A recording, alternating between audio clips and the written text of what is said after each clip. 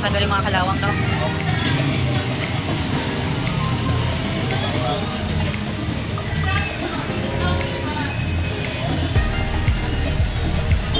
So, sa kabila, ganun din. Ano ang tawag dyan? Racing ma'am.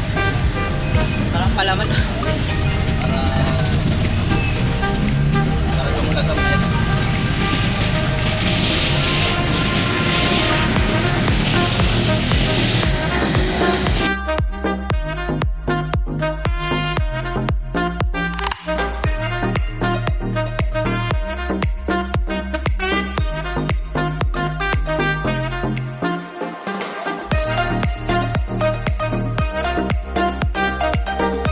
Brake hub.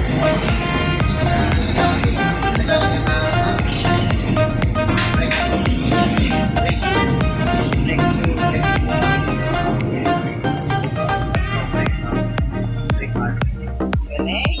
Puro pala brake yan. Mag-brake na. Ayan, sa may mga relasyon dyan, mag-brake tayo. Alam yun. Ayan. So marami daw gawa ngayon pag tagulan kasi nabababad sa tubig yung mga preno. At ano pa yun? Nilusong sa bahaan. Ayan, nilusong sa baha. Ay, hindi siya recommended nilulusong sa baha.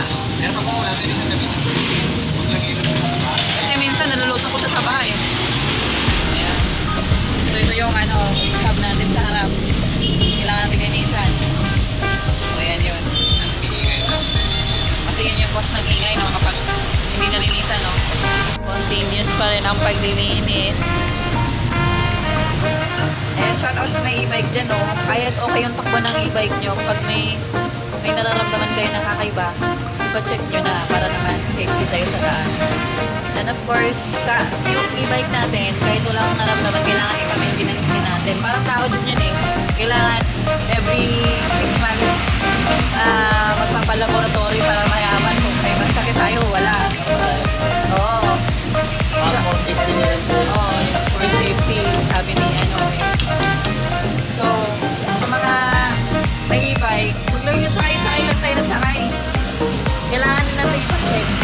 Especially yung mga part na preno, number 1 yan kasi based on my experience, yung pinaka ano talaga, madaling yung pinaka-issue niya is yung preno. Yun talaga, di ba? Yung brake pad, tsaka brake hub. Maintenance. Oo, tsaka yung Maintenance. Oo. So sa battery naman medyo mahalaga naman ako. Kasi yun ang buhay natin, yung lifespan natin yung battery. So kailangan yung battery, alagaan din natin. Ayan. So shout out dyan sa branch ng Pasig. Oh, magpalog naman kayo dyan. Tsaka ano, sa branch ng Taytay, si Kevin. Sa Pasig, si Rogin. Tsaka si Nick. Ayan, shout out kayo dyan. Tsaka dito sa branch ng Pinangonan. Ayan. Medyo maulan dito ngayon. Ayan. So, naayos pa niya. Ayan. So, napakasipag yung mga ano natin, nagme-maintenance. Ayan, guys. So, halimbawa, dito kayo nag-purchase ng mga e-bike. Capable din kayong pumunta dito sa branch para magpa-maintenance na mga e-bike. Libre lang siya. Basta, magano lang kayo ng oras para maayos yung e-bike ko. May maintenance pa ng e-bike, may swap. Ayan, gwapo pa yung nagme-maintenance ng e-bike natin.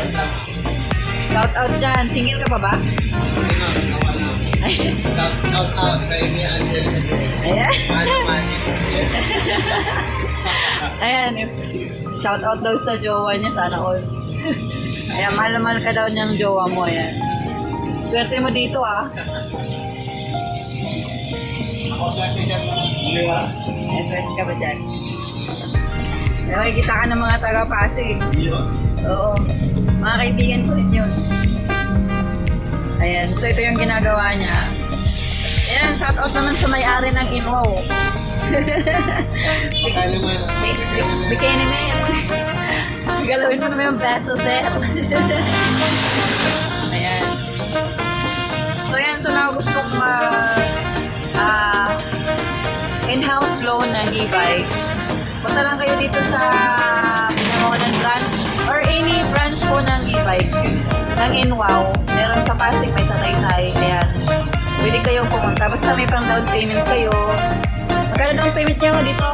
Mga 10% sa unit. Ayan, depende sa unit. Pero mas... Mostly, mga 3 days to yung modelo, standard is 10,000 per day. Ayan, 10,000. Sana dito na ako kumuha ha. 10,000 yung down payment dito. Ayan. Dealer pa siya kasi may promo. Ayan, so rainy promo, meron silang rainy promo na kung 10,000 back to school promo. Kung meron kang, kung nag-aaral ka or nagpapaaral ka, pwede ka pumunta dito. So possible yung 10K mo, bababa pa yan. Oh, Diba? Bababa pa, depende sa unit. Ayan, so sa gustong kumuha na yung e-bike, punta na kayo sa any branch. Basta ano yung mga requirements niya, be? Ano ma'am, barangay clearance, papaindigin nyo lang yung e-bike loan, tapos, dalawang valid ID, proof of income, halimbawa, payslip or business, So kailangan pa ba siya ng ano? Yung homemaker yun? basta dito sa Ayan. So, ayan ha. Sinabi niya na kung ano yung mga kailangan na ano. So, habang nagpapagawa ako dito or nagpapamaintenance ako ng e-bike ko, nagtitiswisa naman.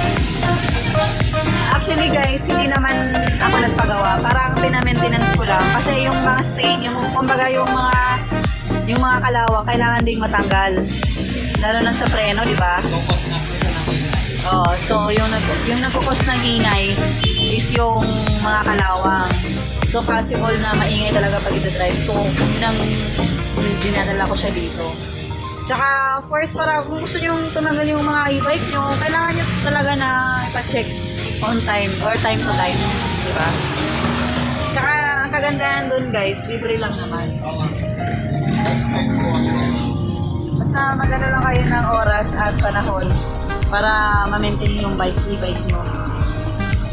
Tsaka meron din sila mga available parts dito. Hindi na kayo mamblema eh. Iba kasi nag-add to cart pa. Ang maganda naman kasi dito is that talagang fixed dun sa requirement ng na pyesa ng e-bike nyo. Unlike yung bumili kayo sa mga online, hindi nyo na pwedeng may balik, di ba? Pag hindi kasya. So maganda, I suggest dun sa may mga e-bike na katulad ko, sa dealer talaga kayo humingi ng mga requirements, ay mga parts ng e-bike para hindi kayo malugi. At saka free naman po yung installation nila. Basta NO po ang e-bike natin. Pasok po dun sa pasok po dun sa parang warranty, no?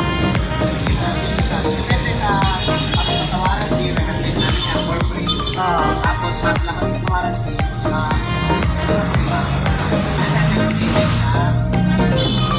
diba? Ayan, sasabihin nyo lang, yung pangalan nyo. Search na lang po sa computer. Ayun, yun na yun. Pack na. Verify. Ayan. Ayun na pong bahala sa gumagawa. Charot lang. So, yun na yun. Kasi napapansin ko kasi sa mga Pilipino, hindi naman lahat, parang sakay lang sila ng sakay. Kapag meron na talagang mga major profit ng kanilang mga gamit, saka sila ipapatay. Di ba? Diba yun? Nandun kasi yung mindset na, okay pa yan, kaya pa yan. Pero, hindi pala maganda yung gano'n, di ba? Kailangan. Kasi, kung halimbawa, wala ka rin kuhan, paminsan naman namin yung tira. Just mas magastos yun. Like sa battery. Hindi mo iingatan, di ba? Mas marami ang pagpagiging problema. Ayan, salamat tayo.